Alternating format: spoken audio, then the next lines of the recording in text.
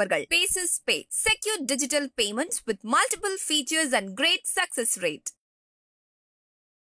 நாடு முழுவதும் மக்களவை தொகுதிக்கான தேர்தல் முடிவுகள் பரபரப்பாக வெளியாகிட்டு இருக்கு. தற்போதைய நிலவரப்படி பாஜக 285 இடங்கள்லையும் காங்கிரஸ் 235 இடங்கள்லையும் முன்னிலை வகிக்கிறாங்க.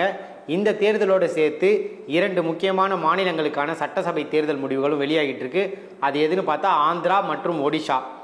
இதில் ஆந்திராவை பொறுத்த வரைக்கும் ஜெகன்மோகன் ரெட்டிக்கும் சந்திரபாபு நாயுடுக்கும் நேரடி போட்டி அங்கே உருவாகிட்டு இருக்கு.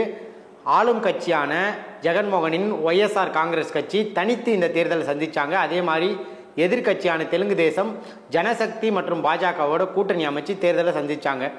ஆந்திராவை பொறுத்த வரைக்கும் 175 தொகுதிகளில் 88 இடங்களை பிடிக்கிறவங்க ஆட்சி அமைப்பாங்க.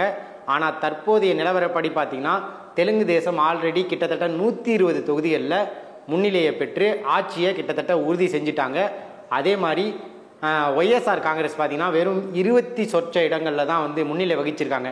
எதனால இந்த பின்னடைவு ஒய்எஸ்ஆருக்கு ஏற்பட்டிருக்கு அப்படின்னு நம்ம பார்க்கும்போது தொடர்ந்து எதிர்கட்சியான தெலுங்கு தேசம் என்ன முன் வச்சாங்கன்னா இவங்க கிட்ட சலுகைகள் நிறைய இருக்குது. ஆனால் இவங்க எப்போவுமே ஒரு அந்த நிர்வாகங்களில் கோட்டை விட்டாங்க. நிர்வாகம் முழுக்க ஜெகன்மோகன் ரெட்டி ஆட்சியில் ஊழல் இருக்குது அப்படின்ற குற்றச்சாட்டை முன் வச்சு பாஜகவும் ஜெகன்மோகன் ரெட்டியை தாக்கியிருந்தாங்க. இதே போல் பவன் கல்யாண் ஜனசக்தி அப்படின்ற கட்சி தெலுங்கு தேசத்தோட கூட்டணி வச்சாங்க. அப்போது அந்த பவன் கல்யாண் வேட்புமனு தாக்கல் செய்ய போகும்போதே பார்த்தீங்கன்னா கிட்டத்தட்ட 10 லட்சத்திற்கும் மேற்பட்ட தொண்டர்கள் பேரணியாக வந்தாங்க. அப்போ இருந்து அந்த எழுச்சியை பார்த்து தெலுங்கு தேசம் கட்சி தான் கூட்டணி வலுவாக இருக்குது அப்படின்லாம் சொல்லப்பட்டது. அதன் வெளிப்பாடு தான் இப்போ நம்ம ரிசல்ட்லேயும் பார்த்துட்ருக்கோம். கிட்டத்தட்ட 120 இடங்களில் முன்னிலை அவங்க தங்களோட ஆட்சியை கிட்டத்தட்ட பிடிக்க போகிறாங்க அப்படின்னு சொல்லலாம்.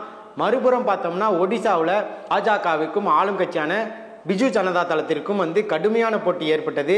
அங்கே பாஜக முன் வச்ச ஒரு முக்கியமான பிரச்சார யுக்தி என்னன்னு பார்த்தீங்கன்னா நவீன் பட்நாயக் ஒரு தமிழரை சிஎம்மாக கொண்டு வர பார்க்குறாரு. பிகே பாண்டியனை அவர் முன்னிலைப்படுத்துகிறாரு. பிகே பாண்டியன் தான் நவீன் பட்நாயக்கின் அரசியல் வாரிசு. ஒரு தமிழரை நீங்கள் அங்கே ஆட்சியில் உட்கார வைக்க போகிறீங்களா அப்படின்னு பாஜக கடுமையான ஒரு பிரச்சாரத்தை முன் வச்சுருந்தாங்க.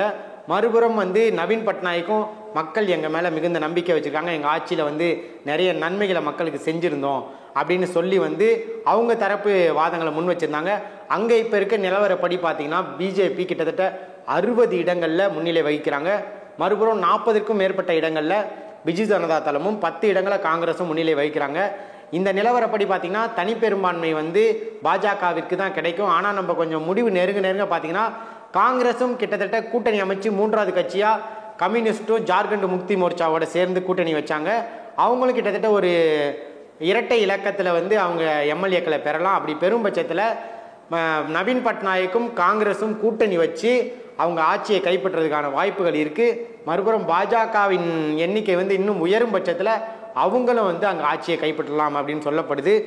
அதே நேரம் இந்த 2 மாநிலங்கள்லேயும் பார்த்தீங்கன்னா மக்களவை தேர்தலுக்கான முடிவுகளும் வெளியாகிட்டு இருக்கு.